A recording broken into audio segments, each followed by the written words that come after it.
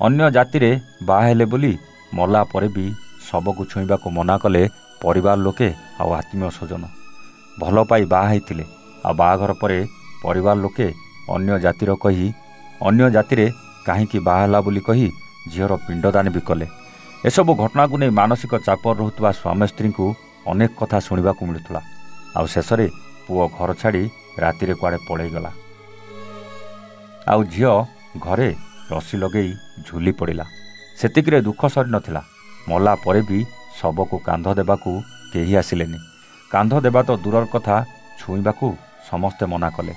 हेले मानविकता देखाइले संघमित्रा पहुँची गले शव गृह। आउ बरगड़ स्वर्गद्वार को नहीं सम्मान सह शव सत्कार कले। हाँ आज्ञा, भिन्न जाति विवाह करुथिबारु अछुआ हला शव। पाख माड़िलेनी आत्मीय। मला परे भी मिलिलानी कांध। शेषरे श्मशान साथी को सहायतार हेला महिला शेषकृत्य। कलंकित जाति प्रथार एभली करुण दृश्य देखा मिली बरगड़ जिले। देश स्वाधीनतार 77 वर्ष पर जाति प्रथार कुसंस्कार और भेदभाव समाज प्रति एक असुस्थ वातावरण सृष्टि करने अत्यंत क्षोभर विषय अटे। तेणु सचेतनता अभाव हेउ बा प्रशासनिक अवहेला ए विज्ञान जुगरे भेदभावर प्रथा उच्छेद पाई एक वैप्लविक परिवर्तन आह्वान करुछि समाज। जाति प्रथार कुसंस्कार को नहीं मृत झीर शव गाँ को नहीं पारे नहीं परिवार लोके। तेणु सामाजिक अनुष्ठान संघमित्रा परिवार सहायतार शव सत्कार कराला। ए अभावन घटना देखा मिली बरगड़ आमापाली ग्राम। सूचना मुताबक पुओ पर्थला ग्राम होता बेले झील साहजबाल ग्राम थिले।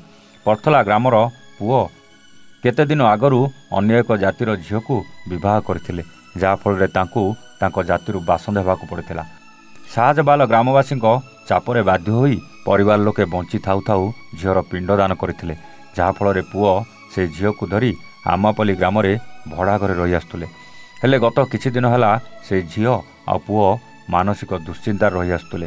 तेबे गत राति पुओ कुआड़े चली जाइतिला बेले से झीर शव झुलंता अवस्था देखि लोके पुलिस को खबर देले एवं परिवार लोकों को खबर मध्य देइथिले। तेबे घटनास्थल को बरगड़ पुलिस पहुंची शव जबत करने सहित शव व्यवच्छेद पई जिला मुख्य चिकित्सालय बरगड़ खेदापाली को आनिथिले। शव व्यवच्छेद परे परिवार लोके ग्राम को शव नेबा पई असहायता प्रकाश करथिले।